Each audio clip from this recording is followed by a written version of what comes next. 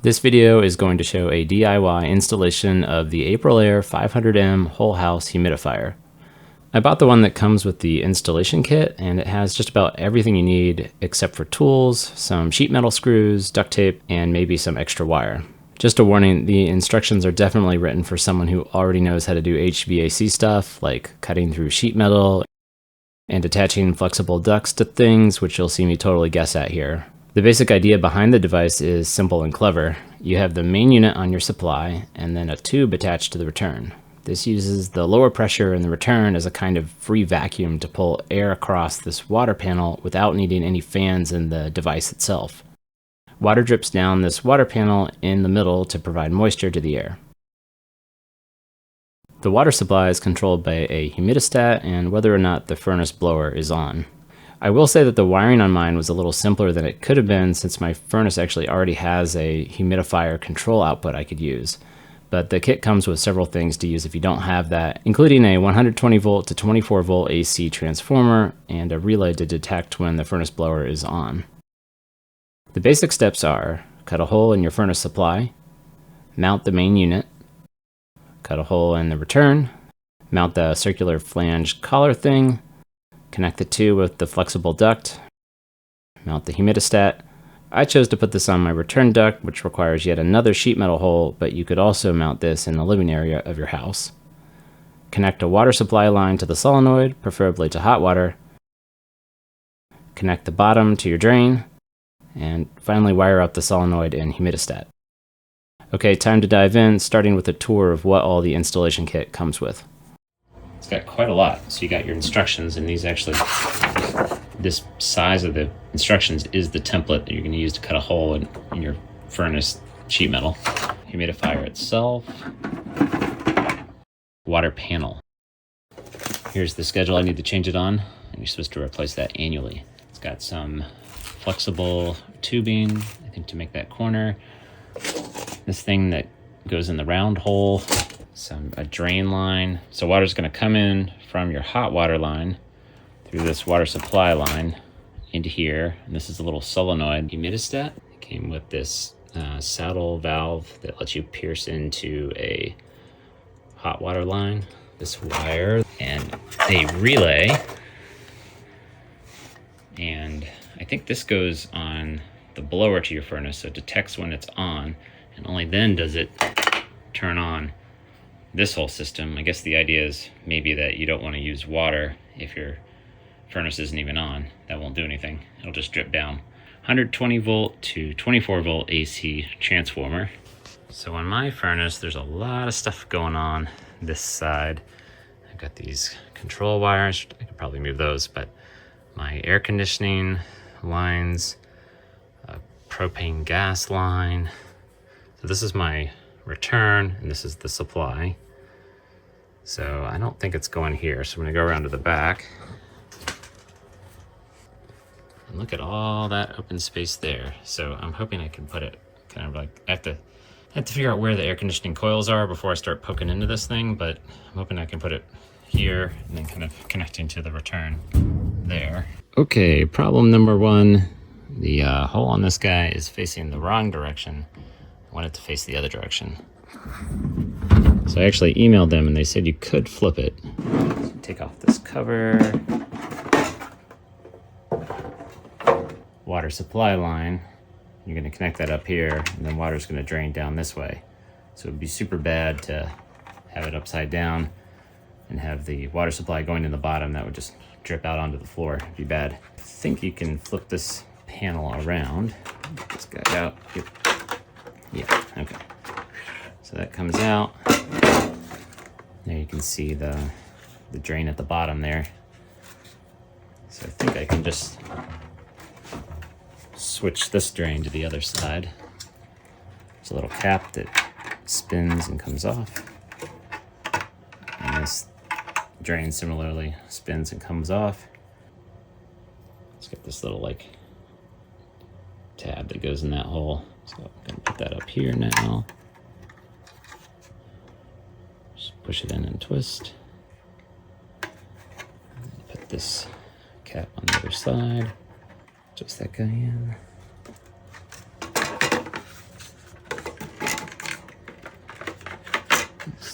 back in. Oh, yep, snaps in place. There we go. And now, yes, I can put it that way. House water pressure line. So that'll connect up here, water will drain down here, and then it'll drain out here to my drain down at my feet. So one thing you gotta do is not drill into the air conditioning coils that are somewhere inside of here. And so I gotta figure out exactly where they are. So I think I'm gonna take off, I have a panel that's already cut out from when I had my ducts cleaned. So I might pull this off and get a better look at where they are.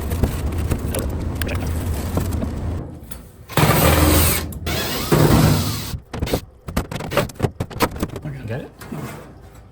Oh, they made a little round hole. Look at that. Let's see what is in here. All right, so there's my air conditioning. Oh my goodness, there's a piece of cardboard in there. That is not helpful right now. Oh, maybe it is. Okay, all right, there we go. So we're at 12 inches. The top of the coils are 12 inches from those screws. Coils start 12 inches down from the screw. So this is the square, but then you need to attach screws outside of that. So we need to make sure the goes inside the. Yeah, I got you. I got you. but then we need screws that go there. So we need to have it protect for another ½ inch from the edge of the square hole. That should do it. You could just connect the line. Can you use that as your guide? Okay. Yeah, I think it's stiff enough. Here's my lines.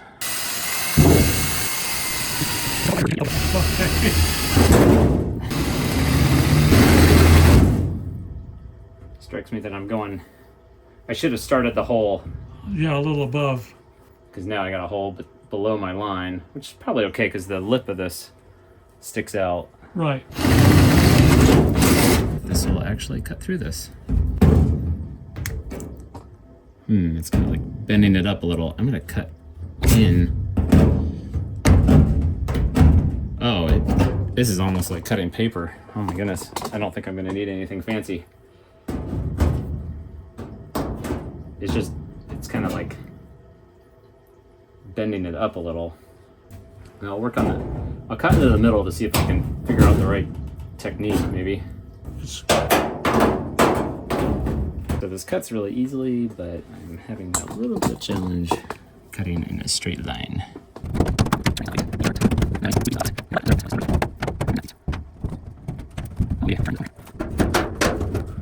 Yeah, there we go. Oh, yeah, I got a perfect corner right there. Try going this way for a little bit.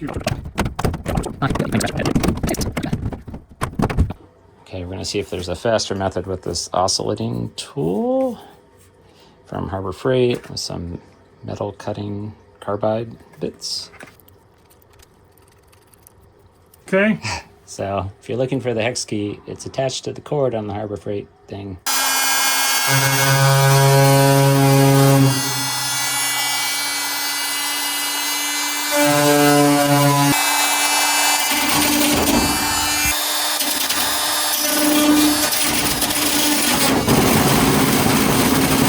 I feel like we could get there with this thing, but it might just take a minute. I think it's not the end of the world if there's a few nicks outside of the perimeter too. Those are just for your other hand. I'm just going to be extra careful here.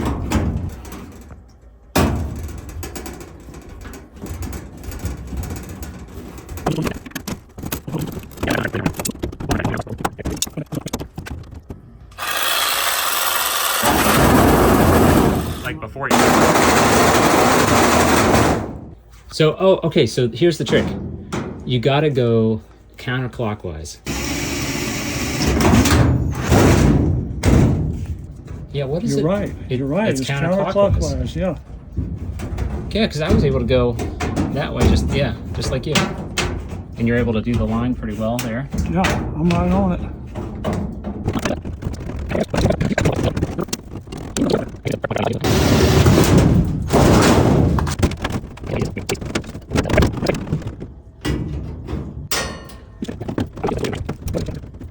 Fine Can adjusting you with pull this. that off? Yep.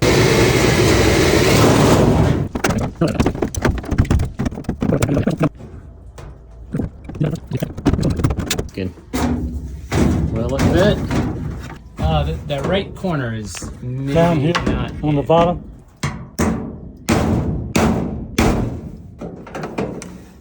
All right. Okay, next screw. Okay, so we got our hole cut, and we got at least 3 of the screws in. So it should be a self-tapping screw here.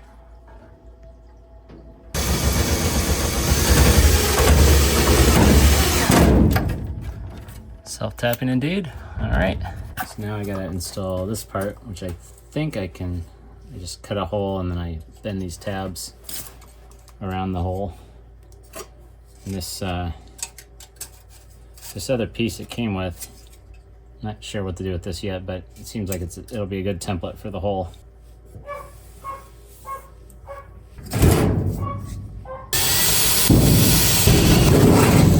All right, and what I learned last time was, for some reason, counterclockwise cuts better.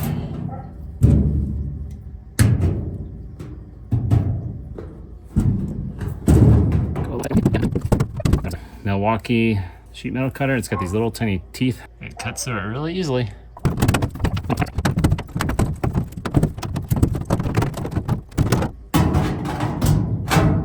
It only took about like 2 or 3 minutes. Put this guy back on, see if it's any better.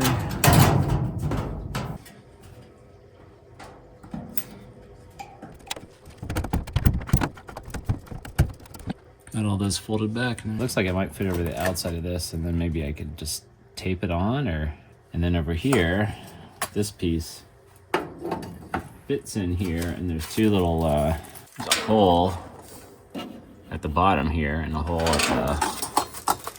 on the top that maybe I could screw something in to hold it in place. Probably should have watched another video on how to do this.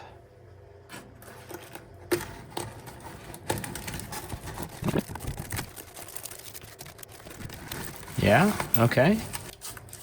All right, hold that there for a little bit.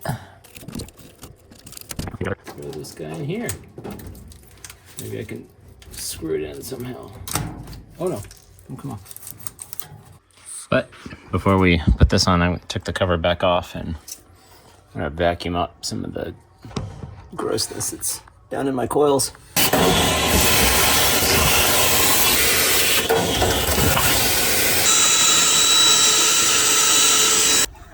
Okay, well, I didn't have a small enough vacuum to get into all the nooks and crannies. You can see how this lever works. So this is during the winter when it's on. That's during the summer when it's off. So it's definitely not a super tight seal around the edge here, but I guess it would block most of the flow going across your water panel. There's a little like notch at the top where I think this tube is gonna go. There's a drain hole at the bottom here, and that thing mates with it there. So put that guy in. I think this should snap. There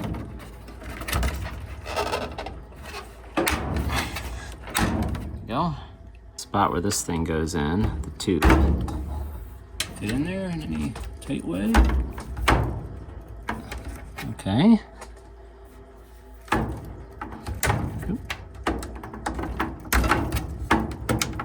Okay, I assume that's in.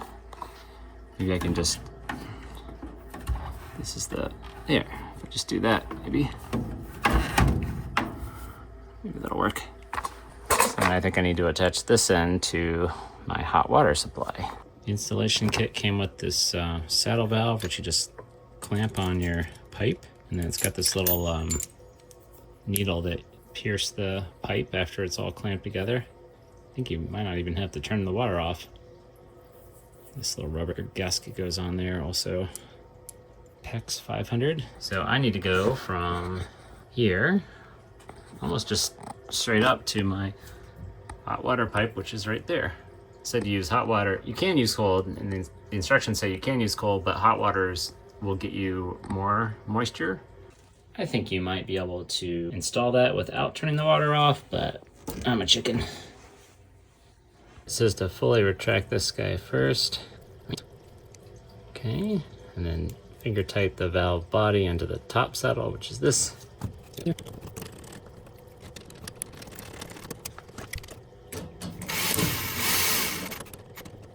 says to try to keep these guys parallel while you're tightening it.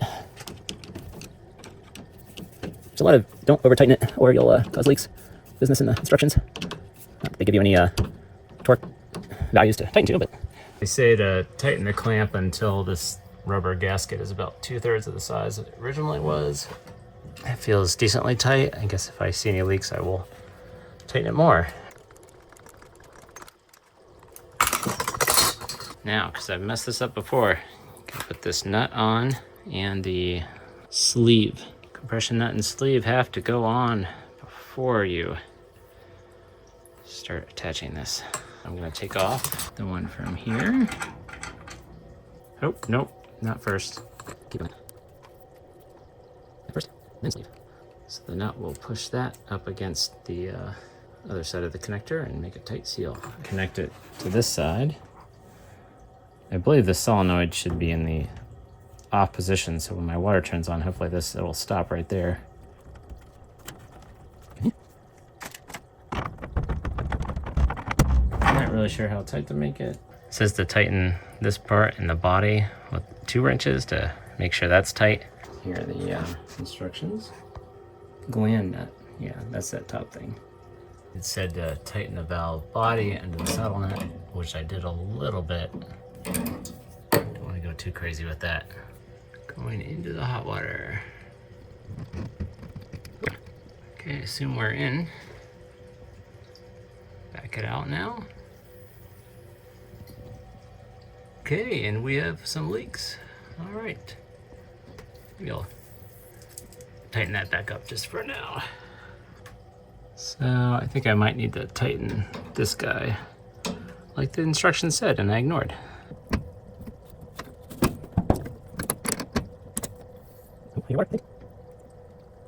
And I don't see drips. All right, I think I've got water coming down to my solenoid valve. And I don't hear a bunch of water coming through here, so that's a good sign. Solenoid valve is indeed not default on. Okay, the last water thing is to connect this drain hose, which I think goes right there, down to my drain. Squish this guy on here. There we go. Here we go. All right, I plug it in my drain. So I've got this rubber sheet on here because I have a radon fan that's actually pulling suction out of my the like drainage lines that go around the house. So I have to put this rubber gasket on here to keep it from pulling the air out of my basement. So one thing I think I forgot is this little clip that I think goes on here. Put it on the other side of the tube. There we go. And I've got that thing on there. Hopefully that's not coming off anytime soon.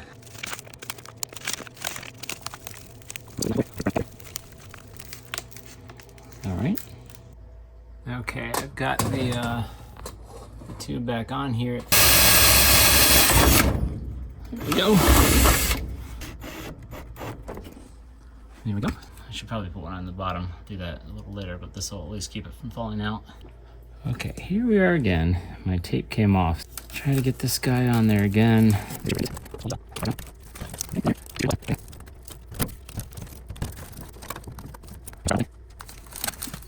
Just gonna put a roll, wrap it all the way around this way. The theory is that the tape will stick better.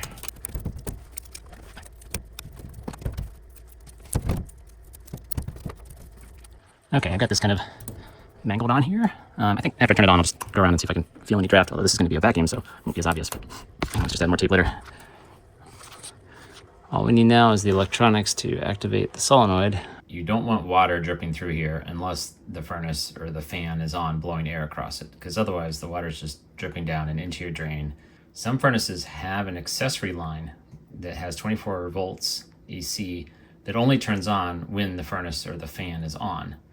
So if you have one of those accessory lines, you can not use the relay and just plug that into this.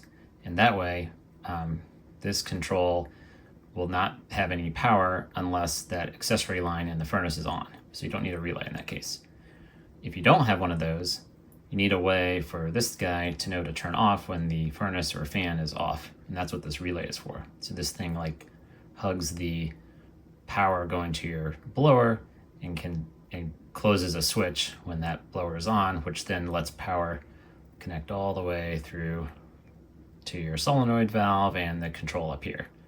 So all these things are kind of basic switches. The relay is a switch, and the humidistat, I think, is just a switch that turns on when the humidity is below a certain point. All right, I have to install one more thing before I run wiring. That is the humidistat, or the manual humidifier control. And you can either install it like in your house, and they give you a fair amount of wire to run it through the walls, but I really don't want to deal with that. Or you can install it 6 inches above the return piping coils. And that is what I'm going to do. The template you cut out to use, I think you have to supply your own sheet metal screws, so I'm going to use these 620.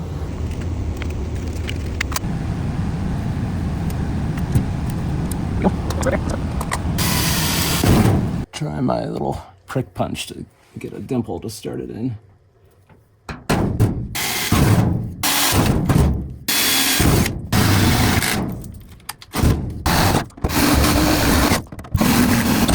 Counterclockwise for the win. This would have been easier to do before I put in the tube.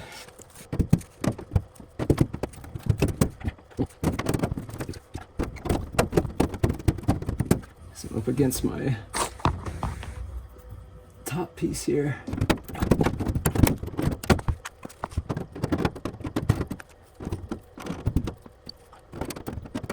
So I think you're supposed to then take this knob off, which holds the cover on. Let's see if it fits. Oh,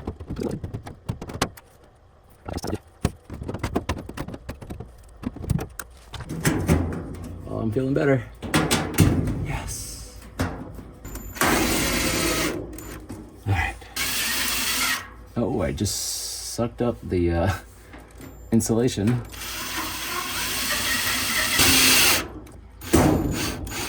Oh, okay. That's grabbing something at least. Here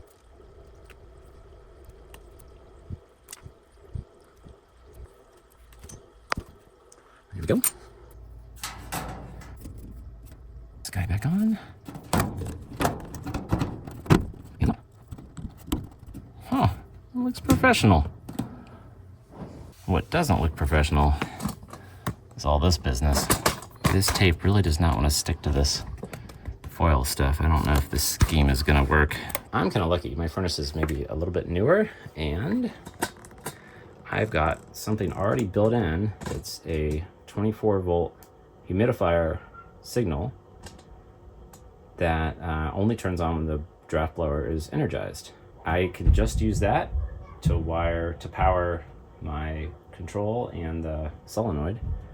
And I don't need any relay or other transformer. Go up to the humidistat, down to the solenoid, and back to the furnace.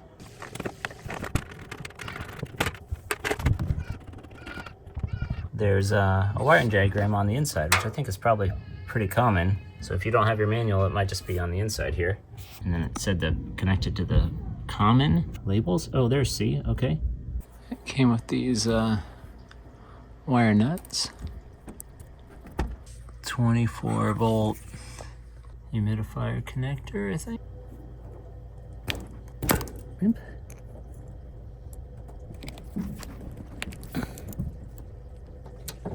Okay.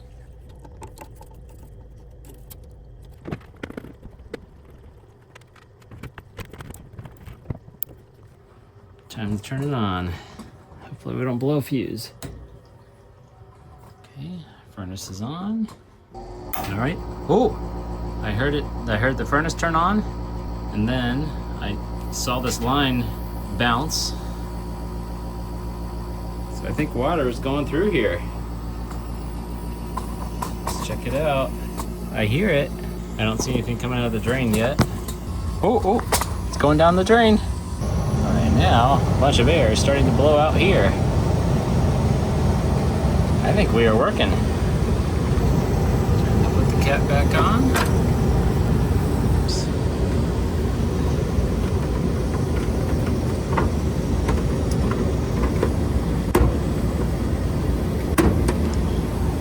All right, and then set this guy for winter.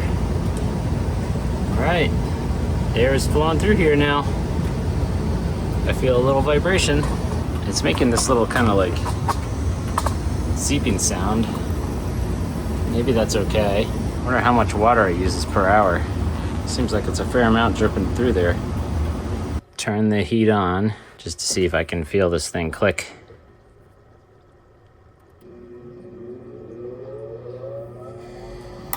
Oh, it clicked. Oh, it's totally working. Okay, so here's my Humidistat again. And if I turn this off, I guess it should turn off the solenoid.